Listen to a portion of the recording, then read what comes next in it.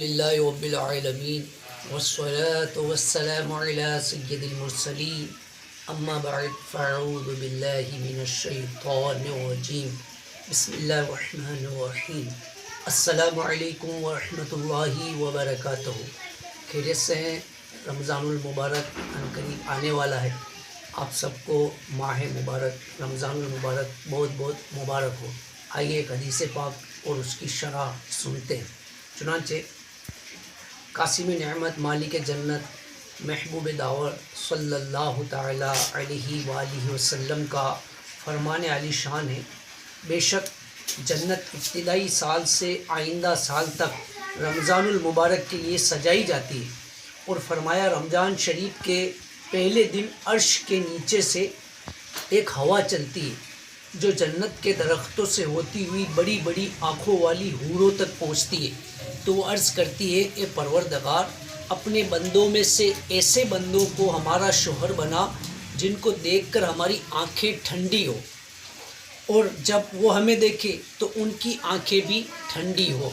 حدیث مبارکہ کا پس منظر یہ ہے، حضور نبی رحمت شفیع امت صلی اللہ علیہ وسلم نے ایک بار رمضان المبارک کی آمد کے موقع پر ارشاد فرمایا، اگر بندے جان لیتے کہ رمضان کیا ہے تو میری امت یہ تمنا کرتی کہ کاش سارا سال رمضان ہی ہو۔ اتنے میں قبیلہ بنو خزاعہ کے ایک شخص نے عرض کی، اے اللہ کے نبی صلی اللہ علیہ وسلم ہمیں بیان فرمائیے۔ تب نبی کریم صلی اللہ علیہ وسلم نے یہ ارشاد فرمایا، اور جنت کو رمضان کے لیے کیوں سجایا جاتا ہے؟ علامہ علی قاری رحمۃ اللہ تعالیٰ علیہ فرماتے ہیں، اس مبارک مہینے میں جس کثرت سے بندوں کو بخشا جاتا ہے اور ان کے درجات کو بلند کیا جاتا ہے، وہ نہ رمضان سے پہلے ہوتا ہے اور نہ ہی بعد۔ اسی وجہ سے رمضان کی آمد کے انتظار میں سارا ہی سال جنت کو سجایا جاتا ہے۔ جنت کب، کون اور کیسے سجائی جاتی ہے؟ عید الفطر کا چاند نظر آتے ہی اگلے رمضان کے لیے جنت کی آرائشگی شروع ہو جاتی ہے، اور سال بھر تک فرشتے اسے سجاتے رہتے ہیں۔ رہا یہ معاملہ کہ اسے کیسے سجایا جاتا ہے، تو ترغیب و ترہیب میں اسی مضمون کی ایک طویل حدیث مبارکہ میں ہے کہ اسے بخور کی دھونی دی جاتی ہے۔ بخور ایک خوشبو ہے جس کی دھونی دی جاتی ہے۔ علامہ علی قاری رحمۃ اللہ تعالیٰ علیہ فرماتے ہیں، اسے سونے سے سجایا جاتا ہے، گولڈ سے سجایا جاتا ہے، اور حقیقی طور پر اس کی سجاوٹ کو اللہ پاک ہی بہتر جانتا ہے۔ مفتی احمد یار خان نعیمی رحمۃ اللہ تعالیٰ علیہ فرماتے ہیں، جنت خود سجی سجائی پھر اور بھی زیادہ سجائی جائے، پھر سجانے والے فرشتے ہو تو کیسی سجائی جاتی ہوگی؟ اس کی سجاوٹ ہمارے وہم و گمان سے ورا ہے، یعنی ہمارے گمان میں نہیں آ سکتی۔ جنت کے دروازے کھولے جاتے ہیں۔ ایک حدیث پاک میں الفاظ کچھ اس طرح ہے کہ جب رمضان کی پہلی رات آتی ہے تو جنت کے دروازے کھول دیے جاتے ہیں، اور پورا مہینہ ان میں سے ایک دروازہ بھی بند نہیں کیا جاتا، اور جہنم کے تمام دروازے بند کر دیے جاتے ہیں، اور پورا مہینہ ان میں سے ایک دروازہ بھی نہیں کھولا جاتا۔ جنت کے دروازے رمضان میں اس لیے کھول دیے جاتے ہیں تاکہ فرشتوں کو امت محمدیہ اور رمضان کی عظمت و بزرگی، نیز روزہ داروں کو ملنے والی جزا اور جنت کی دائمی نعمتوں کا علم ہو جائے۔ ایک ضروری وجاہت یہ ہے، جنت کے دروازوں کو رمضان کے علاوہ دیگر موقعوں پر بھی کھولا جاتا ہے، البتہ رمضان اور غیر رمضان میں ان کے کھلنے میں فرق یہ ہے کہ رمضان کی آمد پر نہ صرف جنت کے دروازے کھولے جاتے ہیں بلکہ دوزخ کے دروازے بند بھی کیے جاتے ہیں۔ نیز رمضان کے علاوہ دیگر مہینوں میں جنت اور دوزخ کے دروازے کبھی کھلتے ہیں اور کبھی بند ہوتے ہیں، مگر رمضان میں سارا ہی مہینہ دوزخ کے دروازے بند جبکہ جنت کے کھلے رہتے ہیں۔ مفتی احمد یار خان نعیمی رحمۃ اللہ تعالیٰ علیہ فرماتے ہیں، حق یہ ہے کہ ماہ رمضان میں آسمانوں کے دروازے بھی کھلتے ہیں جن سے اللہ کی خاص رحمت زمین پر اترتی ہے، اور جنتوں کے دروازے بھی، جس کی وجہ سے جنت والے حور و غلمان کو خبر ہو جاتی ہے کہ دنیا میں رمضان آ گیا، اور وہ روزہ داروں کے لیے دعاؤں میں مشغول ہو جاتے ہیں۔ نیز دوزخ کے دروازے بند ہو جاتے ہیں، جس کی وجہ سے اس مہینے میں گناہ گاروں بلکہ کافروں کی قبروں پر بھی دوزخ کی گرمی نہیں پہنچتی۔ ایک خوشگوار ہوا جب رمضان کا پہلا دن ہوتا ہے تو ایک ہوا چلتی ہے جو عرش سے شروع ہوتی ہے، جنت کے درختوں پھولوں سے معطر ہو کر حوروں پر پہنچتی ہے۔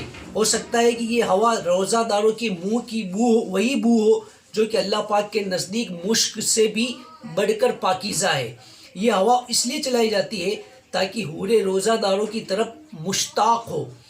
ایک حدیث پاک میں الفاظ کچھ اس طرح ہے کہ جب رمضان کی پہلی رات آتی ہے تو عرش کے نیچے سے ایک ہوا چلتی ہے جسے مثیرہ کہا جاتا ہے، تو جنت کے پتے اور دروازوں کے پٹ ہلنے لگتے ہیں اور ان سے ایسی دلکش آواز پیدا ہوتی ہے کہ ایسی آواز جیسی آواز کسی نے نہ سنی۔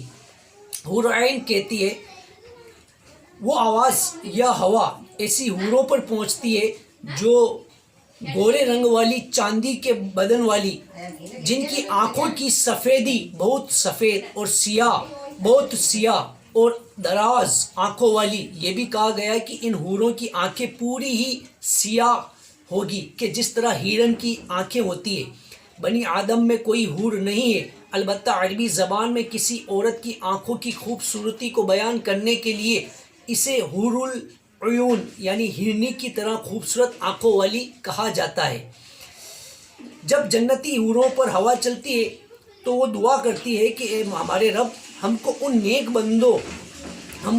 نیک بندوں روزے داروں اور قیام کرنے والوں کی نکاح میں دے کہ وہ ہمارے خاوند ہو، ہم ان کی بیویاں بنے۔ خیال رہے کہ نکاح کے لیے نامزدگی تو پہلے ہی ہو چکی تھی، ڈکلیئر تو پہلے ہی ہو گیا ہے کہ فلاں حور فلاں کے نکاح میں ہوگی، مگر نکاح جنت میں پہنچ کر ہوگا یا نکاح پہلے ہو چکا ہے، رخصتی یعنی عطا بعد قیامت ہوگی۔ ان سے ہماری اور ہم سے ان کی آنکھیں ٹھنڈی ہو کے بارے میں فرماتے ہیں۔ مذکورہ حدیث مبارکہ میں تقرّو کا لفظ آیا ہے، یا تو یہ قرّو سے بنا ہے بمعنی ٹھنڈک، اور یہ دستور ہے کہ محبوب کے دیدار و مشاہدے سے آنکھوں کو ٹھنڈک اور لذت محسوس ہوتی ہے، جیسا کہ دشمن کو دیکھنے سے آنکھیں سوزش اور گرمی محسوس کرتی ہے، یا یہ لفظ قرّو سے نکلا ہے بمعنی چین و قرار۔ جب انسان کی نظر محبوب پر پڑتی ہے تو ساکن اور قرار پذیر ہو جاتی ہے، دائیں بائیں نہیں پھرتی۔ اللہ پاک ہمیں اپنے حبیب صلی اللہ علیہ وسلم کے صدقے میں جنت الفردوس، عاشقان رسول کو جنت الفردوس میں جگہ عطا فرمائے، بلا حساب داخلہ عطا فرمائے۔ آمین بجاہ نبی کی الامین صلی اللہ تعالیٰ علیہ وآلہ وسلم۔ ماہنامہ فیضان مدینہ مئی 2019 صفحہ نمبر 8 سے یہ مضمون میں نے پڑھ کے حدیث پاک اور اس کا شرح پڑھ کر سنائی۔ اچھا لگے تو لائک بھی کرے، کمنٹس بھی کرے، شیئر بھی کرے اور دعاؤں میں یاد رکھے۔ رمضان المبارک۔ السلام علیکم ورحمۃ اللہ وبرکاتہ۔